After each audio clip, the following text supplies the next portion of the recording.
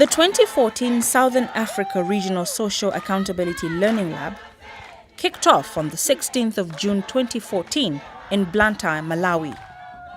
The conference attracted many participants outside the World Vision Partnership, among them members of parliament from Malawi, other civil society organizations such as Plan International, Public Service Accountability Monitor, media houses, government officials from Malawi and Zimbabwe. One of the things that the advocacy group in Southern Africa has done is to convene a learning lab. And the learning lab is intrinsically about experiencing the work in a way that fosters understanding of an approach. It's done at community level.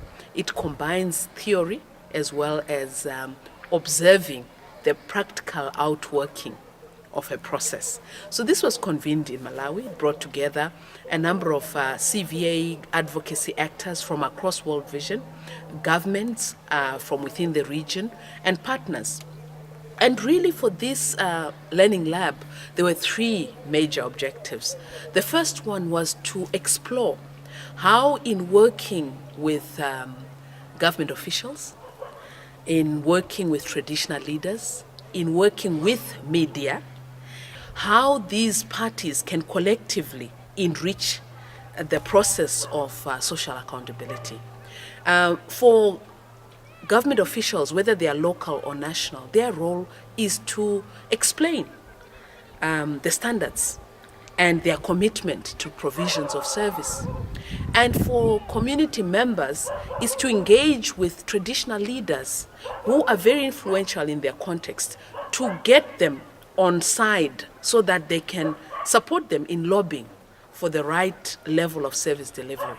The media comes in as a possible amplifier of the issues that are coming out of engaging with citizens. One of the objectives was also to really demonstrate the value that CVA brings to our work, that it actually supports our work, which may be from a programming approach, but when you add onto programming the voices of communities, the dialogue, the engagement, you can see that you can make inroads in the policy arena. You can make inroads into service delivery. You can actually cause, for example, traditional leaders to support a practice change agenda that may be coming from the community but requires the coming on board of public officials, but also community members need to be convinced themselves that a practice may not be in the interest of children, particularly where we're focusing on child protection. We need community members, we need public officials, we need traditional leaders to be on the same page in terms of how do you look out to integrate protection into water and sanitation programs? How do you integrate protection into education? How do you integrate protection into health? How do you make sure that protection of children runs through everything that the communities are doing and that everyone is held accountable for their part in ensuring that protection is realized at the community level? The last objective of this learning lab was to begin the process of articulating a theory of change, about how change happens in a community, how you can combine awareness raising, behavior change, but also this critical aspect of dialogue to facilitate practice and policy change, to bring about an end that you desire. Because if all you do is program, it is heavily dependent on an organization like World Vision delivering service. But when you bring in social accountability, you are tapping into the role of governments to bring about their muscle as the overall duty bearer with the mandate to provide services. So the theory of change, which is being built out of observing CVA, will incorporate what can come out of direct service delivery, but what also comes out of a social accountability approach that brings different players together into dialogue. World Vision, Zimbabwe, DRC, This is what we're going to do, Zambia. That the money in the ADP should be known what is the budget for every project and managed by the communities. And we can't teach them to hold others accountable if they cannot hold us accountable. Because we are Nisia Pray, we are going to make ourselves vulnerable and make sure communities learn how to hold people accountable. You are shaking your head like you don't understand what I'm saying.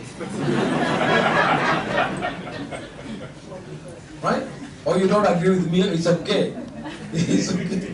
So, FY15, all operation budget will be known by the communities themselves. The event focused on social accountability interlocutors, the value add of social accountability to child protection, and the development of a theory of change. We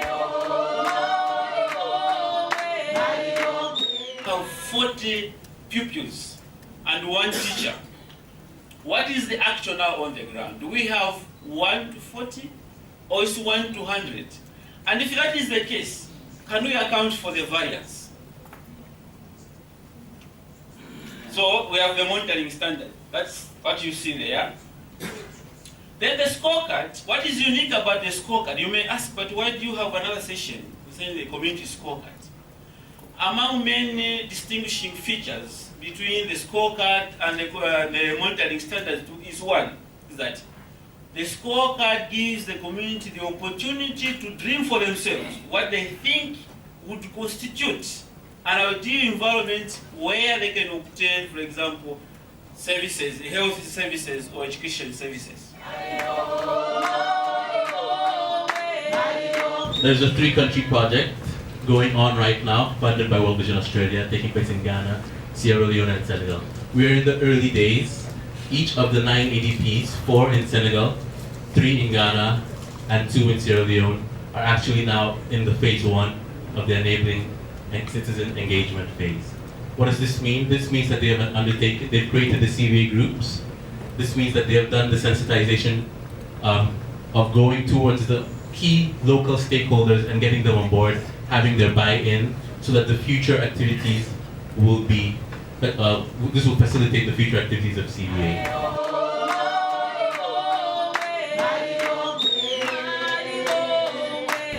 But they may have a voice of authority.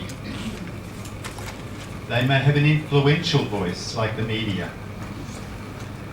They may have a traditional voice, like the customary leader. Think about the different kinds of voice that these different actors or interlocutors have. So that's just one thought that you could explore. Because in these groups, in this 30 minutes, we're not coming up with answers. We're coming up with questions.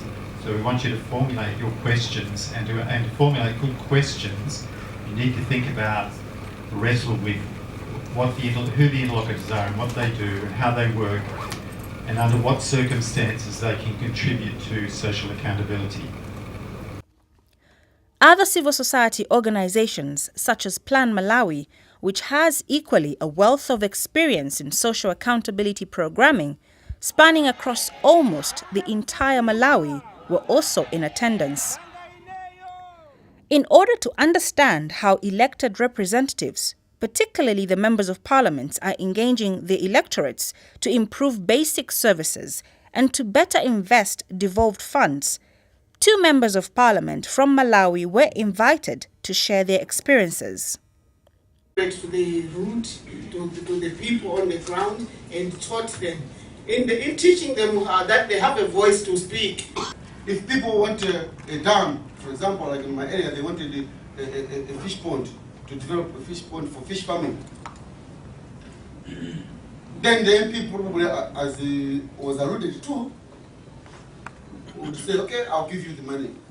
But really, you don't explain that the money is coming from constituency development fund. So, because I want to look good for the next elections. Right? So, I thought that was something that we needed to open up to the people and let people make the decisions based on informed information and correct information. Governments are major enablers in the CVA approach. In order to learn and improve on civic engagement, select district government officials from Malawi were present to share their experiences with social accountability. We need that kind of understanding to say, if I explain to the community that I'm not able to do this now, are they going to understand me? Or they'll say, no, you have to do it. You as government, you have to do it, whatever is the case. You have to do it. You know, sometimes there are communities like that. And that's a big challenge. Thank you. We look at CVA as a partner in development. As a health office, we are responsible for maintaining standards, and we do periodic monitoring of our health centers. But we cannot do that each and every day. Some of the issues we cannot actually know them. We rely on the CVA who actually points them out. The issue of the opening time being late, we couldn't know because we live at the health office, those things happen on the ground. Had it not been for the CVA letting us know of the issues, it could have gone unnoticed, and maybe we could have acted as swiftly as we did. Another area which maybe I can add is to do with the issue of evaluation. There is an element of diagnostic evaluation in both cases, where we as service providers in health, in education, and other sectors are able to continuously evaluate the way they're doing the job, and the solutions are found along the way, equally on the part of the communities. I think with their clear terms of reference, they're able to evaluate the way they're doing the work, and then sort out issues if actually they're there. So much so that at community level, what we have, like in the Kaya ATC, they have what we call the area development committee. This one is a committee which is purely responsible for overseeing development issues. Now, they do have what we call the village action plans, and at the lowest level, they have the village action plans. Now, these plans are not fixed. These plans are supposed to be reviewed periodically. Now, with CVA, these plans are also looked at, and it has given room to actually do some reviews so that they demand things that they really need at that time, which is not happening in the other areas. There's no room for that. So, all in general, the living standard of people in the Kaya area has generally improved because of the CVA and the way actually we work. The reference that this social accountability approach is very linked closely to the service charter. So what progress, if ever, have you made to make sure that the two are meshed together, or how have you worked to ensure that the CVA has been adopted to fit into the service charter process? Vision, because the approach you've taken is one that appreciates that the service providers and the recipients or stakeholders over there, we are not competitors, but we are partners. Yes. Now, there is an element at times of reporters where they enjoy reporting the negative part, where they will talk much when the district education manager has failed to do ABCD. I would think in this particular situation where we are partners, why would we not engage each other? If you think I've failed, why would the people not come to me and talk before somebody reports something negative? So I wish to make a special appeal to the communities to feel free to come to the service providers. I'm sure they can go to the district commissioner, they can come to the district education manager, or whoever is a service provider, and ask for whatever, or make a forum on whatever was agreed. As media plays an important role in influencing policies, media houses from within Malawi were invited to share their experiences on how they are amplifying and accelerating the delivery of messages of ordinary citizens to power holders. Among the media houses present was Zodiac, a local radio station which commands a listenership of 75% across Malawi. With CVA, when did this start, and why did you really think it was necessary to be involved with CVA, and what were your thoughts when you were actually approached? How were you approached? Did you approach World Vision Malawi, or were you approached to say, we want you to cover this, please take it up from here? In terms of CVA and these programs, like the stories I've covered so far. When I covered in Zomba and sent to my editors, they were given a big space. Why? It is because it spoke, or it reached to the point where we want to speak. So I can say that, like, whenever I read something concerning the rural masses, and especially here on the CVA, the editors had to accept it because it spoke about the rural Malawian, it spoke about the rural person, the voiceless person. Now because he or she is able to express her views through the CVA program, now the editors had to accept that one. But our vision is to speak for the voiceless, and we are achieving that one by trying to write the paper in various languages so that every Malawian can get the right information at the right time. Civil society organizations were equally major enablers. During panel discussions, there was a significant focus on how civil society organizations are using their networks as platforms to better plan their influence on government policy processes and also broker relationships between the state and ordinary citizens.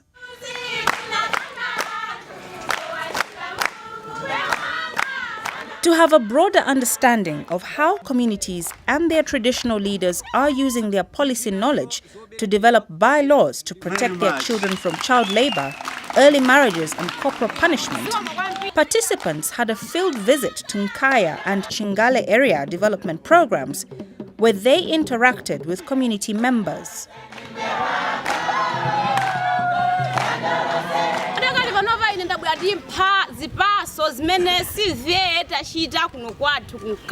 I've brought you some fruits that CVA has brought about here in Nkaya.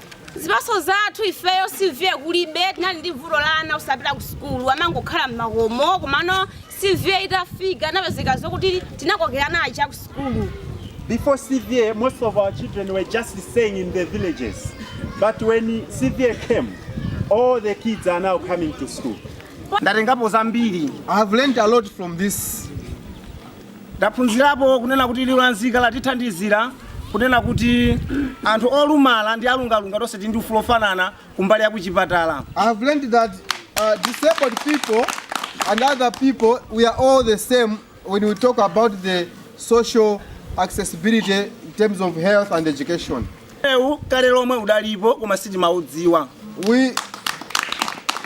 These rights, they were there before, but we didn't know them. We did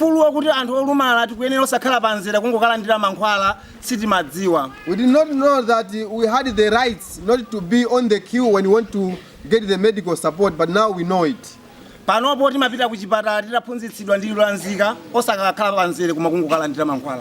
when we go to the hospital, we are now aware that we are not supposed to be on the queue. We just go straight and get the medication and we go back home. I'm Melania Francisco.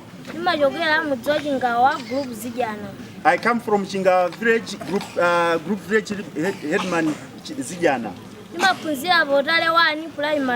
I learn at Utalewani Primary School.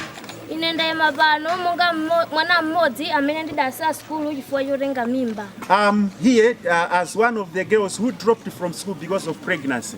When the Almighty blessed me, I just found out it was a girl child.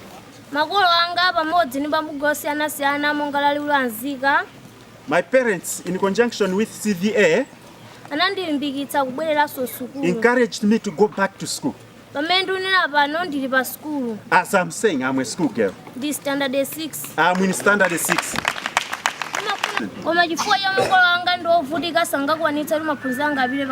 The only challenge I have, my parents are poor. They may not take me to where I want. I very much admire you people seated in the chairs here. I also wish I could one day be like you, so that I can assist myself while I'm a nurse at a hospital. I would want to encourage my fellow girls, those who dropped from school because of unexpected pregnancies. I'm asking them to come back to school. School is very, very important. Thanks very much. Tinaphunzitsidwa m'milingo kunena kuti desk imodzi iyenera kukhala ana awiri. We came to realize that a single desk should host only 2 kids. Ndiye ndikubwera pa nambala 2 pamene pali mphunzitsi mmodzi ayenera kukuphunzitsa ana 60 pa kalasi imodzi. Also came to realize that pupil-teacher ratio should be 1 teacher to every 60 students. Pamene pakubwerano milingo ya mabuku ophunzirira ana pa The skulu. expected standards for textbooks. Pamilingo imene ya mabuku iyi pakuyenera kukhala buku limodzi mwana mmodzi. We came to realize that every child is supposed to have his or her own textbook. Pamene pakubwera manyumba aziphunzitsi. Teacher houses. Phunzitsi mmodzi ayenera kukhala ndi nyumba imodzi. Each participating organization, national office and regional office showcased their achievements with social accountability during what was known as the Knowledge Marketplace.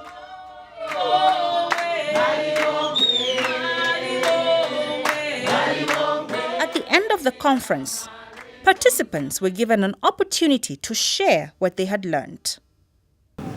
We have learned so much in the past 5 days that we could draw from in making that happen and proceed.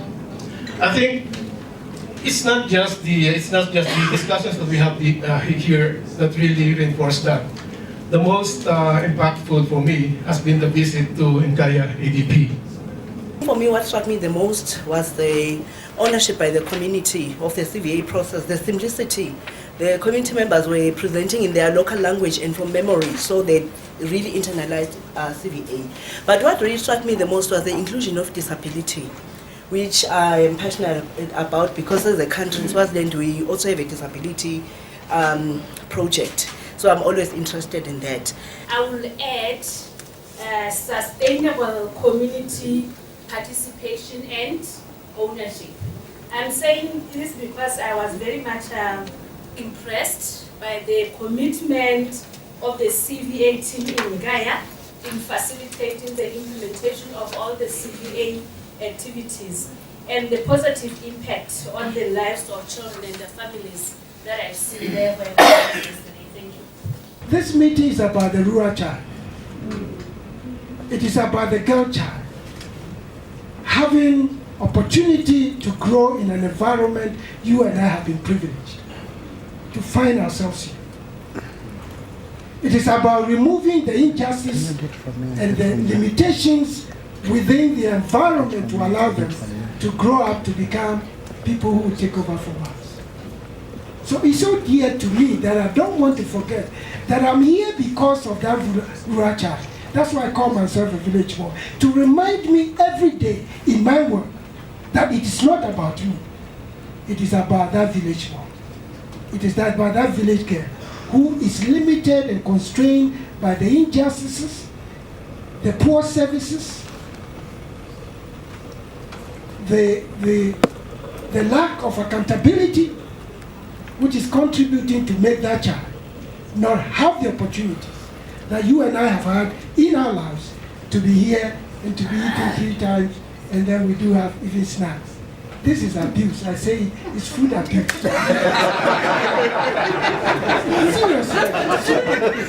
Seriously, when I attend conferences like this, I say, how can we abuse food?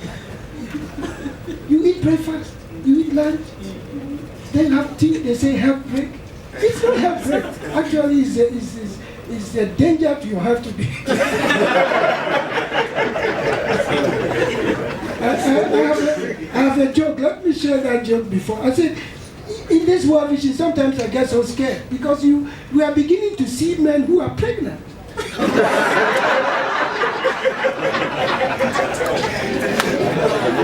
And it's because of these abuses of food. And they never deliver, unfortunately.